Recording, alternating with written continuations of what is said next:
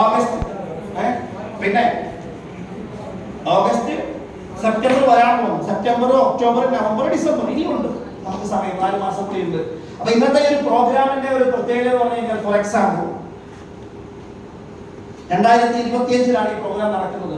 ഈ 2025 20 ഞാൻ ജസ്റ്റ് ഒരു സ്പീഡ് വെക്കണം. 2020 എന്താ 2020 എന്ന് പറയുന്നത്? ക്രിക്കറ്റ് കളിയിൽ പറയുന്നത് പേരല്ലേ 2020.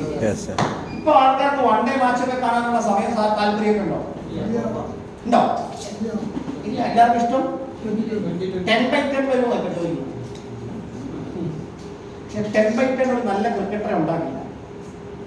അതുകൊണ്ടാണ് കളി അറിയാവുന്ന ഒരു ടെസ്റ്റ് ക്രിക്കറ്റ് കാണാം.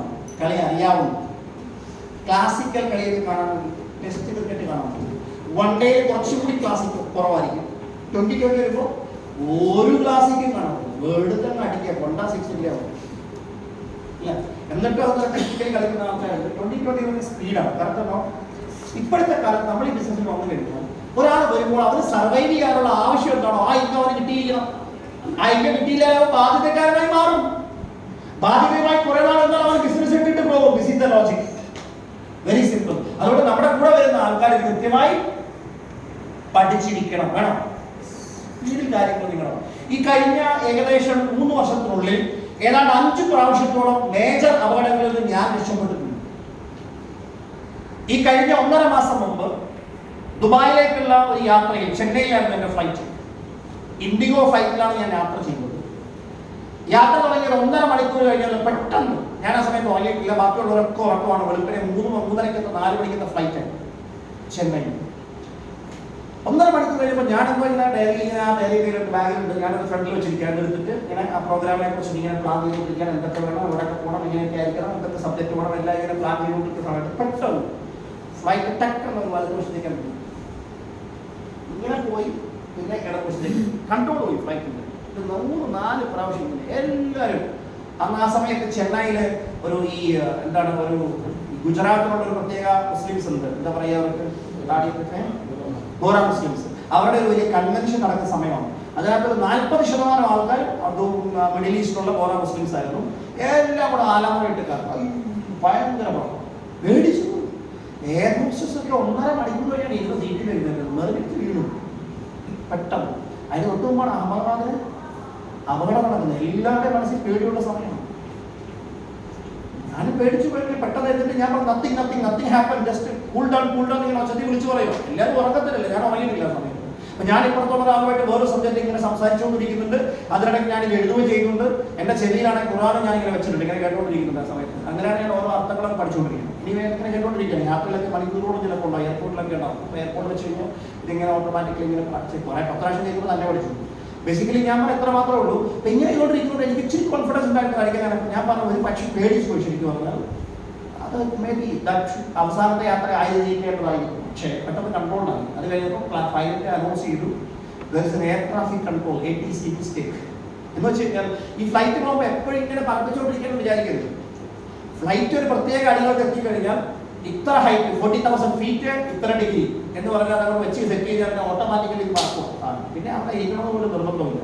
പിന്നെ എന്തെങ്കിലും ഇത് തടസ്സങ്ങൾ വന്നാൽ മാത്രം ഈ റഡാർ നോക്കണം, വേറെ എന്തെങ്കിലും വരുന്നുണ്ടോ. പക്ഷെ പലപ്പോഴും അങ്ങനെ പറയാൻ ATC പോലെ അടുത്ത ഫ്ലൈറ്റ് പോകുമ്പോൾ അടുത്തൊരു ഡയറക്ഷനിലേ അത് പോകുള്ളൂ. പക്ഷെ അവിടെ ATCക്ക് ഒരു മിസ്റ്റേക്ക് ഉണ്ടായത്, ദുബായിൽ വന്ന എമിറേറ്റ്സിന്റെ വലിയൊരു ലോജിസ്റ്റിക് ഫ്ലൈറ്റ്, ലോകത്തിലെ ഏറ്റവും വലിയ ഫ്ലൈറ്റുകളൊന്നാണ്, അത് തൊട്ട് പൊളിക്കുന്നത്. അതിന്റെ പവർ കൊണ്ട് ഇതിനെ സക്ക് ചെയ്തത്.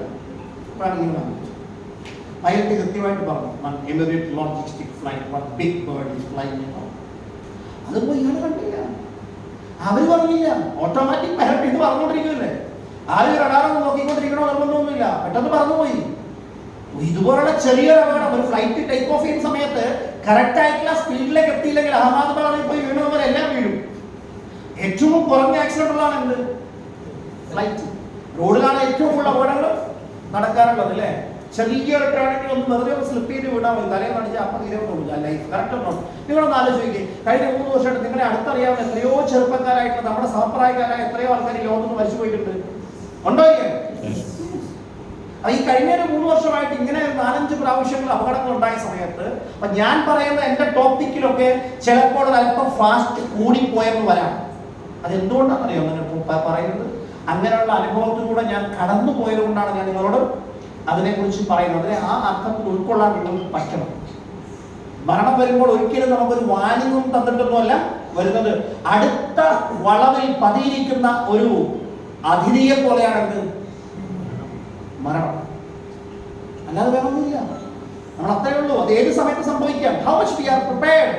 അപ്പൊ ചെയ്തു തീർക്കാനുള്ള കാര്യങ്ങൾ ഞാനിവിടെ ആദ്യമേ പറഞ്ഞിരുന്നല്ലോ വരുന്നതിന് മുമ്പ് 2030 ഈ വരുന്ന ഒരു 5 വർഷം കൂടെ നമ്മുടെ ജീവിതം ഉണ്ടെങ്കിൽ അതിനു മുമ്പേ ചെയ്തു തീർക്കേണ്ട കാര്യങ്ങൾ എത്ര പേര് എഴുതി വെച്ചിട്ടുണ്ടാവും? ഞാൻ ഇവിടെ വീഡിയോ ഒക്കെ നോക്കി കണ്ടുകൊണ്ടിരിക്കുകയാണ്. അപ്പൊ ഇതൊക്കെ എഴുത്തൊക്കെ നിർത്തി ഞാൻ ആലോചിക്കുകയും ചെയ്തു, അത് ചോദിക്കുകയും ചെയ്തതായിട്ട് ടോപ്പിക്ക് മാറി എന്റെ ലാപ്ടോപ്പ് കണക്ട് ഞാൻ ബിസിയിലായിരുന്നു. എത്ര പേര് എഴുതിയായിരുന്നു? ഇവിടെ ഇരിക്കുന്ന ആൾക്കാരെ ഇൻസ്പയർ ചെയ്യാൻ പറ്റുന്നതാണ് ഞാൻ എഴുതിയിരിക്കുന്ന ഉറപ്പുള്ള ഒരു 3 പേരും കൊണ്ടുവരാം.